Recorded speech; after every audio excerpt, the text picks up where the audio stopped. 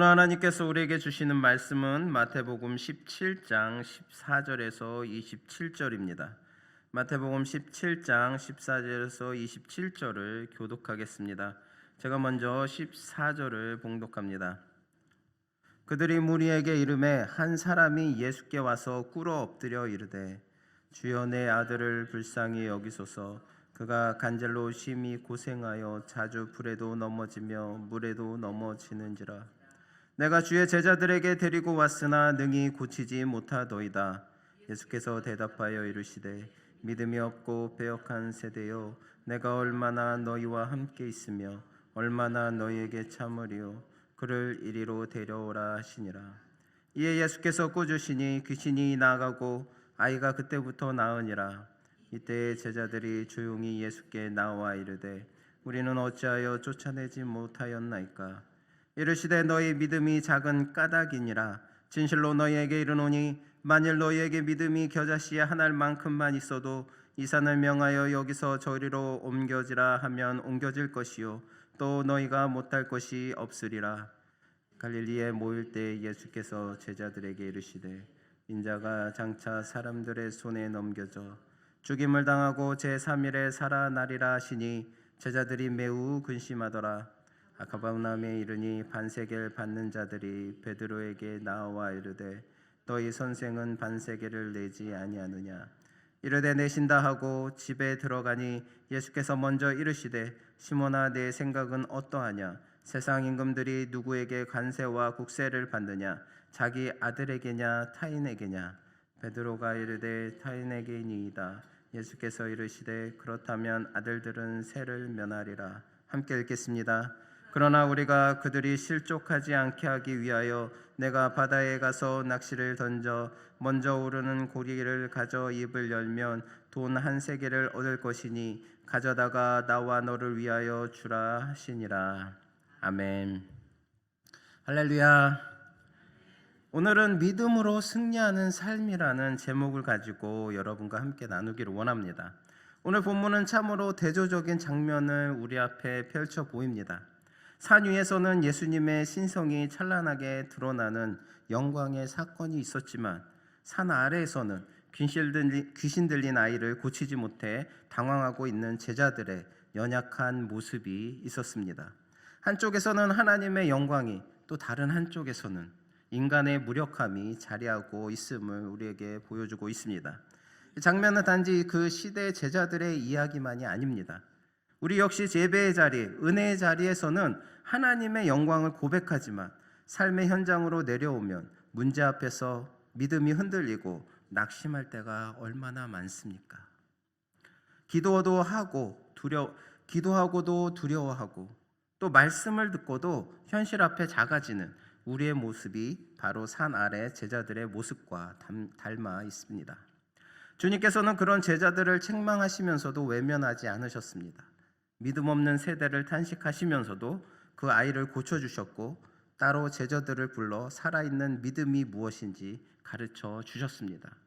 그리고 이어서 다가올 십자가의 순환을 두 번째로 예고하시며 하나님의 구원 계획이 차질 없이 이루어지고 있음을 오늘 말씀을 통해 우리에게 보여주고 있습니다. 오늘 이 말씀을 통해 우리는 영광과 현실 사이에서 흔들리는 우리의 믿음을 돌아보고 형식이 아닌 살아있는 믿음, 문제를 넘어 하나님의 능력을 신뢰하는 믿음이 무엇인지 함께 살펴보고자 합니다.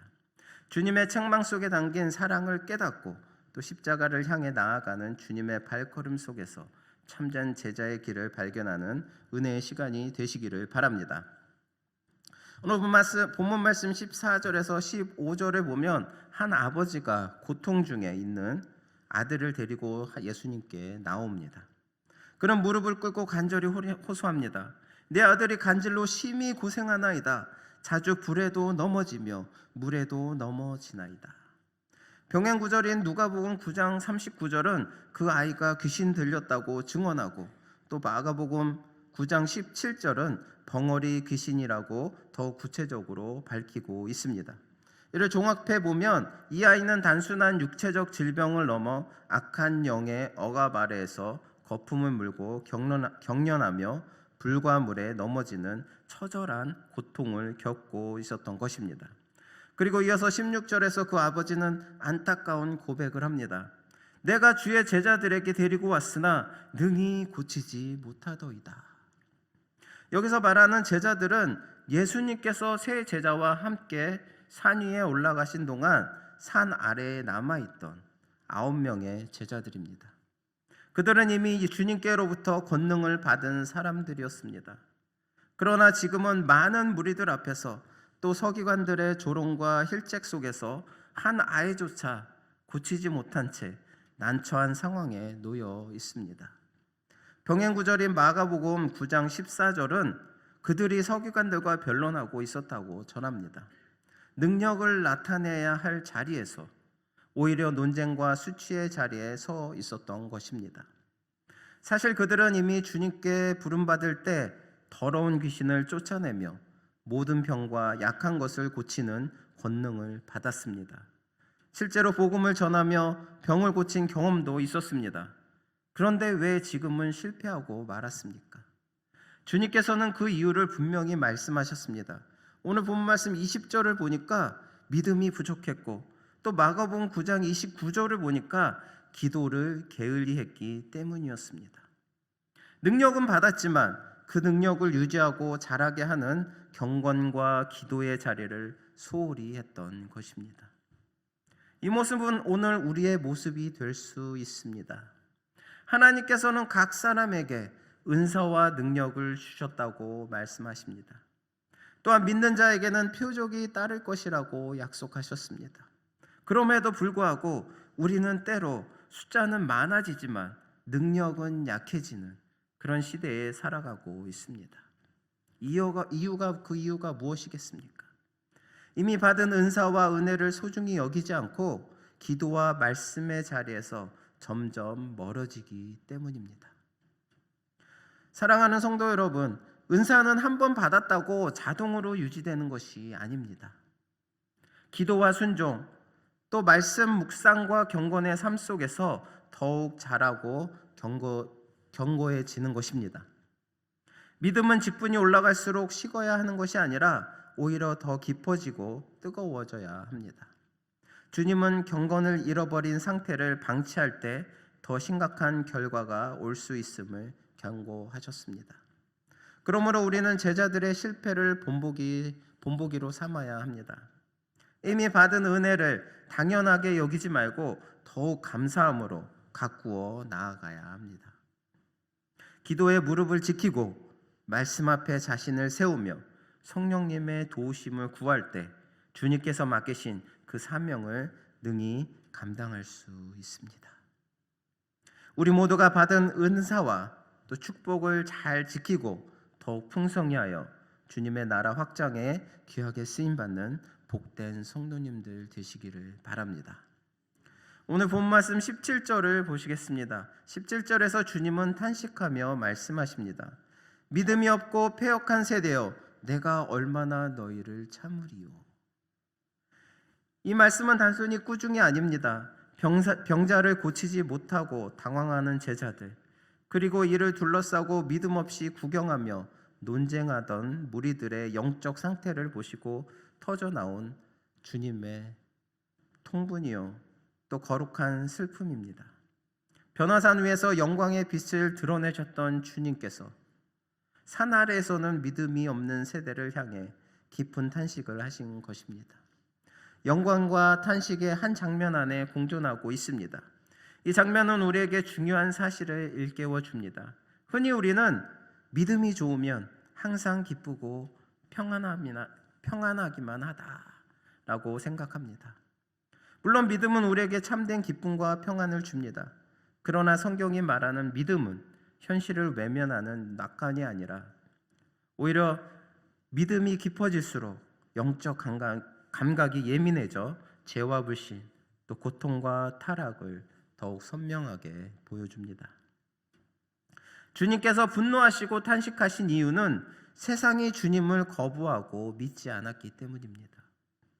마음이 굳어 하나님의 능력을 보면서도 돌아서지 않는 모습을 보실 때 그 거룩한 마음은 슬픔과 통분으로 반응하셨습니다. 믿음이 깊으신 하나님의 아들께서 세상을 향해 무관심하셨던 것이 아니라 오히려 누구보다 더 깊이 아파하셨습니다. 오늘 우리가 살아가는 세상도 다르지 않습니다. 전쟁과 재난, 또 불의와 폭력이 끊이지 않고 죄악은 점점 더 노골적으로 우리에게 다가오고 있습니다. 이런 세상 속에서 아무 일도 없는 듯 마냥 웃고만 산다면 그것은 믿음의 성숙이 아니라 감각의 둔함일 수 있습니다. 참된 믿음은 세상의 아픔에 둔감해지는 것이 아니라 오히려 더 깊이 공감하고 함께 울어야 합니다. 그러므로 성도 여러분, 우리는 세상 사람들처럼 죄악을 당연하게 여기며 무감각하게 살아가서는 안 됩니다. 슬픔 속에 있는 자를 보고 함께 울 수 있어야 합니다. 또 불신과 타락을 보며 거룩한 분노와 탄식을 품을 수 있어야 합니다. 그러나 그 탄식이 절망으로 끝나서는 안 됩니다. 그것을 기도로 가져가야 합니다. 사도 바울이 자신의 민족을 위해서 큰 근심과 고통을 가졌던 것처럼 우리도 세상을 향한 거룩한 아픔을 품어야 합니다. 무슨 말이에요? 세상에 믿지 않고 고통받는 사람들을 위해서 우리가 받았던, 우리가 누렸던 그 은혜와 사랑을 우리도 복음으로 전해야 한다는 것입니다. 그저 내가 구원받았다고, 내가 믿음으로 올바로 섰다고, 그것 이 세상의 아픔과 슬픔을 모른 채 외면하는 것이 아니라 우리가 그 안에 뛰어들어서 그들의 아픔을 돌봐주며 주님 앞에 나올 수 있도록 인도해야 한다는 것입니다. 주님께서 오늘 우리에게 보여주신 이 탄식은 심판의 외침이 아니라 회복을 향한 사랑의 부르심이었습니다. 오늘 우리도 그런 주님의 마음을 품고 세상을 향해 울 줄 알고 또 세상을 향해 기도할 줄 알아야 합니다. 그렇게 예수님과 같이 예수님의 그 사랑을 세상에 보여주는 성숙한 성도들이 되시기를 바랍니다. 오늘 20절에서 주님은 이렇게 말씀하고 계십니다. 만일 너희에게 믿음이 한 겨자씨만큼만 있어도 이 산을 여기서 저기로 옮기라 하여도 옮길 것이요. 이 말씀은 제자들이 귀신을 쫓아내지 못한 이유가 바로 믿음 없음에 있음을 밝히시면서 주신 교훈입니다. 여기서 겨자씨와 산은 믿음의 능력을 설명하기 위한 비유입니다. 겨자씨는 매우 작지만 그 안에 생명이 담겨 있습니다. 눈에 잘 보이지 않는 만큼, 그런 만큼 작지만 땅에 심기면 자라고 또 자라 결국 큰 나무가 됩니다.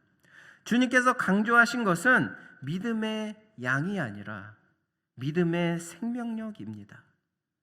살아있는 믿음, 하나님을 향해 뿌리 내린 믿음이 있는가 하는 것입니다. 겨자씨 같은 믿음이란 거창해 보이는 신앙이 아닙니다. 상황이 불리해도 하나님을 신뢰하는 믿음, 비록 보이지 않아도 소망을 붙드는 믿음, 실패 속에서도 다시 기도의 자리로 나아가는 믿음입니다. 겉으로는 겨자씨만큼 진짜 자세히 봐야지만 보이는 그런 것일지라도 그 안에 생명이 있다면 그 생명은 자라나고 자라서 더 큰 나무가 됩니다. 그것처럼 우리의 믿음도 비록 작을지라도 그 안에 생명이 있다면 그 믿음은 자라서 큰 나무가 된다는 것입니다. 그런 믿음이, 생명 있는 믿음이 필요하다고 주님은 오늘 우리에게 말씀하고 계십니다. 또한 여기서 산은 단순한 지형을 말하기보다 인간의 힘으로는 도저히 옮길 수 없는 문제와 장애물을 상징합니다. 우리 앞에 놓인 거대한 현실, 가정의 문제, 사역의 난관, 또 믿음의 시험과 같은 것들입니다. 그러나 주님은 생명력 있는 믿음이 있다면 그 어떤 산도 능히 옮길 수 있다고 오늘 말씀하십니다. 왜 그렇습니까? 우리의 믿음이 크기 때문이 아니라 우리가 믿는 하나님이 전능하시기 때문입니다. 마가복음 9장 23절에서 주님은 믿는 자에게는 능치 못할 일이 없다라고 말씀하셨습니다. 또한 빌립보서 4장 13절에 사도 바울은 내게 능력 주시는 자 안에서 내가 모든 것을 할 수 있다라고 고백했습니다. 믿음은 우리의 능력을 과시하는 힘이 아니라 하나님의 능력을 의지하는 통로입니다. 작은 씨앗이 바위 틈에 뿌리 내려 결국 바위를 갈라내는 것처럼 살아있는 믿음은 환경을 이기고 현실을 돌파합니다. 믿음은 태산을 움직이는 지렛대와 같습니다. 문제를 바라보는 눈을 바꾸고 두려움을 소망으로 바꾸며 또 절망의 자리에서 기도의 무릎을 꿇게 합니다. 사랑하는 성도 여러분, 우리에게 필요한 것은 거창하게 보이는 그런 신앙이 아니라, 거창하게 보이는 믿음이 아니라 비록 작지만 살아있는 믿음입니다. 겨자씨처럼 작아도 하나님을 전적으로 신뢰하는 믿음을 가지시기 바랍니다. 그러면 홍해와 같은 시험도 또 여리고와 같은 견고한 문제도 믿음과 기도로 능히 넘어설 수 있을 것입니다. 살아있는 믿음으로 날마다 자라가며 하나님의 능력을 경험하는 승리의 성도님들이 되시기를 바랍니다. 오늘 마지막 절 24절에서 27절은 성전세에 관한 이야기입니다. 성전세는 출애굽의 은혜를 기억하며 성전을 위해 드리던 헌금이었습니다. 그러나 예수님은 하나님의 아들이시며 성전의 주인이셨기에 사실상 그 세금을 대신 내실 의무가 없으셨습니다. 오히려 받으실 분이셨습니다. 그럼에도 주님은 실족하지 않기 위하여 성전세를 내셨습니다. 당시의 권리를 주장하기보다는 사람들에게 불필요한 오해와 걸림돌이 되지 않기를 택하신 것입니다. 동시에 물고기 입에서 돈을 얻게 하심으로 제자들에게는 당신이 하나님의 아들이심을 분명히 드러내셨습니다. 겸손과 권위가 함께 나타난 장면입니다. 이 모습을 통해 우리는 중요한 교훈을 받습니다. 믿음의 사람은 자신의 권리만을 앞세우는 사람이 아니라 이웃의 유익과 화평을 먼저 생각하는 사람입니다. 나 자신이 옳다 하더라도 복음을 위해서라면 가까이 한 걸음 양보할 줄 아는 사람입니다. 그러므로 성도 여러분, 세상 속에서 오해와 분란을 일으키는 사람이 아니라 화평케 하는 사람이 되시기를 바랍니다. 거침돌이 아니라 디딤돌이 되고 주장하는 사람이 아니라 세워주는 사람이 되시기를 바랍니다.